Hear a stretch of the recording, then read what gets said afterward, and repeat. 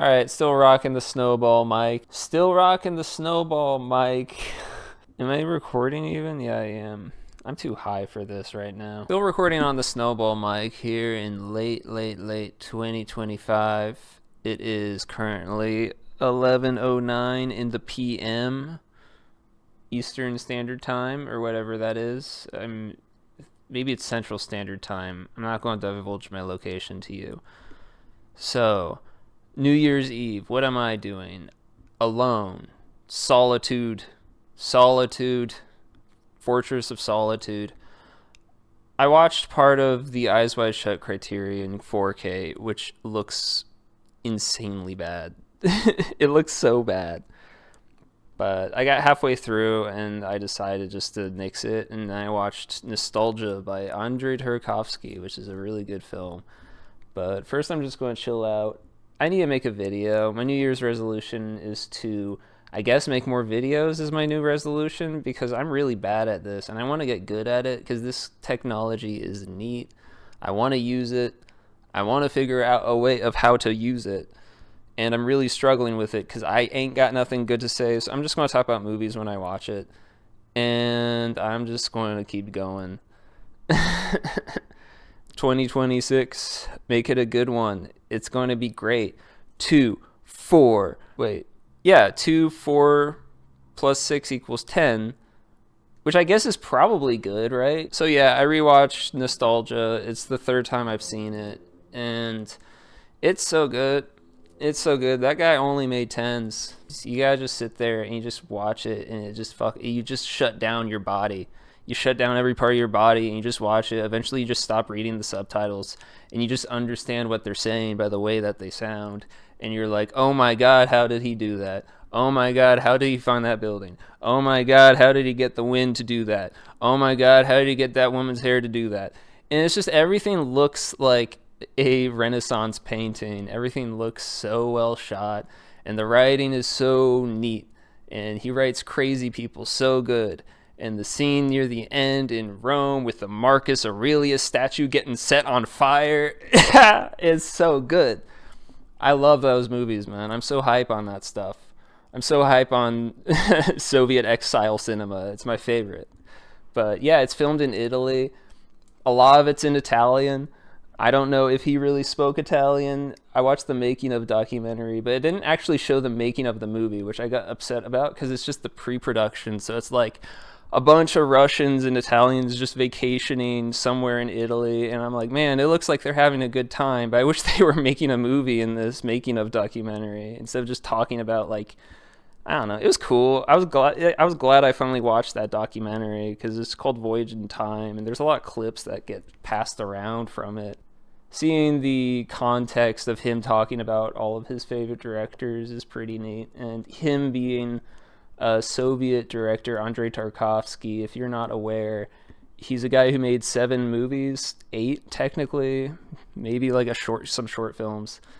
But like, in terms of nostalgia, which came out, I think it was like 83. I didn't look up this movie at all before talking about it. I just watched it. Before making this one, he escaped from the Soviet Union by going to I believe, if I recall correctly, he and his wife went to a film festival in Italy, and they didn't tell anyone, any of their friends, any of their family, their kids, that they were not planning on coming back, because they did not like living in a country where the government had to approve every single movie that you get to make. So he made Nostalgia, and it's his first movie done outside of his home country, and it's like, the less I say about it, the better. The less I say, the more will be said. But you can watch any of his movies, man. Any of them. I still haven't seen Ivan's Childhood, but I already know it's a 10 just because, like, it's, I don't know. You can just tell. You watch all of the other ones, and it's just like, you can tell. It's like, I haven't seen Millennium Actress either, but because it's Satoshi Kon, I know it's at least a 9, probably a 10. I don't know. That's how I think about things. I haven't seen Porco Rosso. It's the one Miyazaki I haven't seen. It's probably a 10. I don't know. You can just assume things. You don't actually have to watch anything. I might be lying. I didn't actually watch this movie at all. So yeah, I guess this is just a recommendation video. I don't feel like I'm equipped to do like a full review of it. Like I said, we're counting down until 2026, and I keep telling myself I'm going to make more videos. And I guess when I started making this video, I didn't know this would be my resolution, but I guess now it is. Because what else is there to do? I can't draw all day. My hand will fall off, you know, and I don't want to promote myself because that's boring. So it's cold outside here where I live in Eastern or Standard Central Time, wherever that is. It's very cold outside. I haven't been going outside very much, and it really, really, really is going to start digging in pretty soon in the seasonal affective way, unless that changes pretty soon. So I don't know. Living that Scandinavian life. Last night I watched Patterson on A Wild Hare, and it's because I had an interesting conversation with my bus driver.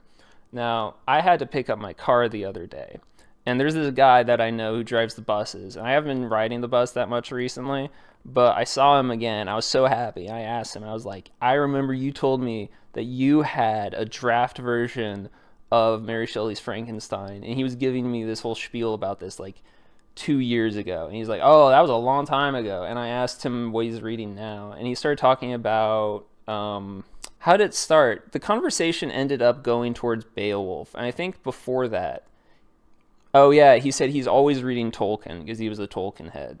So he talked about Tolkien a lot, which is cool. I dig that. And what really got interesting was I mentioned John Gardner's Beowulf for some reason, and that set him off on a Beowulf trip, which was cool because I heard him talk about Beowulf before, and he was giving me all of his takes on the different translations of it. He was telling me what the best translations were. If I looked through them, I remember which one it was. I'd remember the name, but off the top of my head, I don't got that. But like, you know, he knew like all of this philology knowledge, dude. And I love that about bus drivers when they know things that it's like, you are a bus driver and here you are telling me about how like the old Danish phrases get repurposed for like political ends by various different people throughout time. I'm like, this guy is so knowledgeable, but I don't know his name.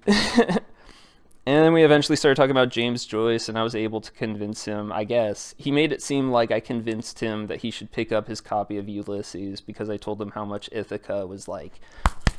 I love Ithaca. The Ithaca chapter of Ulysses is so good. It's so beautiful. I had to read a bit of it today. But like, anyways, where I was going with this was after I got home, I watched Patterson because it was like, I'm going to watch that movie about that well-read bus driver just to honor this dude.